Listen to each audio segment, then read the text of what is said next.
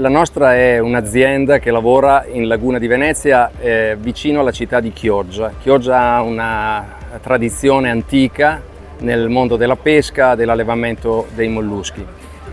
Facciamo parte di quelle società che hanno avuto problemi con il granchio blu e abbiamo dirottato, diciamo, l'organizzazione in funzione delle ostriche.